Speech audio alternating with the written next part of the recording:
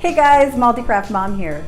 So this week Endgame came out and I've heard it's a little bittersweet, but don't worry, I'm not going to give you any spoilers today, but I am going to bring you something sweet.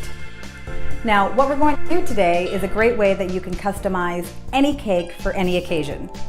Today, what I chose to do to mark the occasion is to do this Iron Man character. So I found this clip art online, and I thought this would be a great opportunity to show you how you can make a custom chocolate art.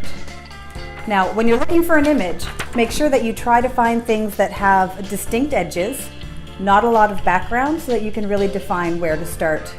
And this one in particular had a lot of fine edges, so I didn't do every single line. I did the ones that were important, the outline, and the ones that would define any areas and things like that. But don't worry if you can't get every single line.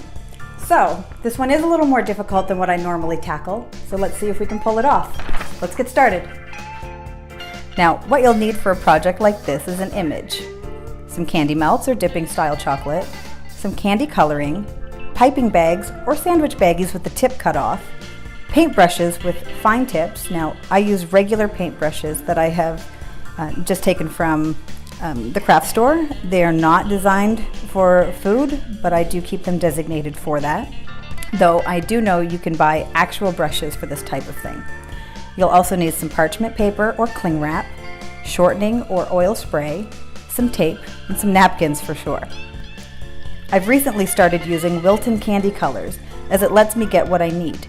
For this piece, I'm using up the colored melts that I have, and when they're gone, I'll just stick to milk chocolate and white chocolate that I color myself, as it seems much easier and I can buy it in bulk to save some money.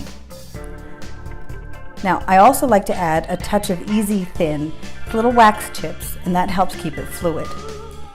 Now, once the colors are mixed, I like to keep my chocolate in the oven on warm so it doesn't get hard.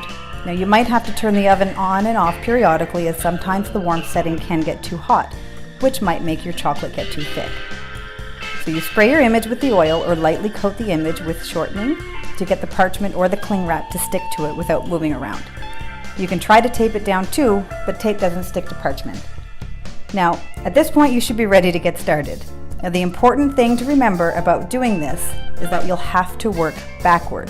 So look at your image and try to picture what layering you will have to do to make things visible. So here, I start with the outline of the image. There were a lot of fine lines like I mentioned before, so it's okay if you don't get all of them. It's hard to get super thin lines out of chocolate.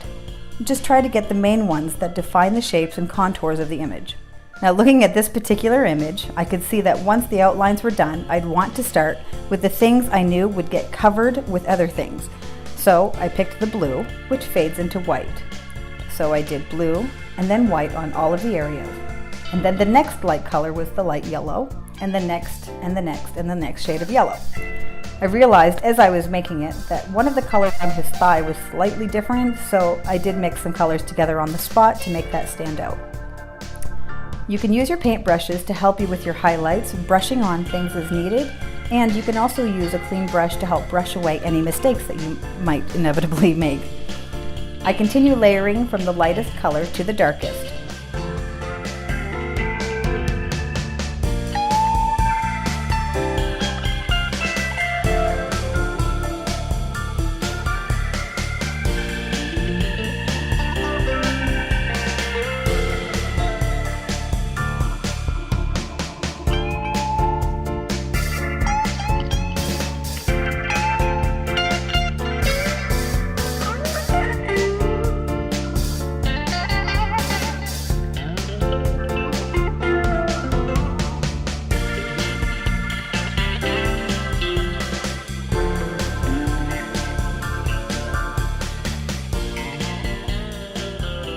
Finally, covering the entire image with my darkest color. Be sure that you have a nice thick layer, as it will help you keep your character solid. If it's too thin, you really risk it breaking when you're done. So load it on, but be sure not to run over your edges. Once you've completed the piece, resist the urge to pick it up. I like to put mine in the refrigerator for at least 10 minutes to set. When you take your piece out of the refrigerator, be careful when handling it. It's fragile and you really need to watch, as the heat from your hands could melt the chocolate and cause breakage or smudges. Now, the unveiling of your piece is probably the most exciting part, seeing if you were able to accomplish the look you were going for. So here we go. I was really excited to see how Iron Man turned out. Excellent. He turned out exactly as I hoped he would. And be sure to like this post if you like how it turned out too. Have a character that you want to see made? Drop a comment below and let me know. Now, using this particular method, there really is no limit to what you can make. Imagine how thrilled your kids would be if you were to make them a custom cake decorated with a chocolate character that you made just for them. Now, if you do make a chocolate character of your own, I'd really love to see it. So go to my website, multicraftmom.com. I'll put the link below, and click on whichever one of my social media things that you prefer to use and share your project with the hashtag #ChocolateArt. Now, I'd really love to see what you made, but I'd also like to hear how it made you feel to create something custom for your project. Also, if you want to see more of my projects, from woodworking to candy and fun crafts, be sure to subscribe, and if you ring the bell, you'll be notified when we do post a video. Now remember, there's absolutely nothing you can't do.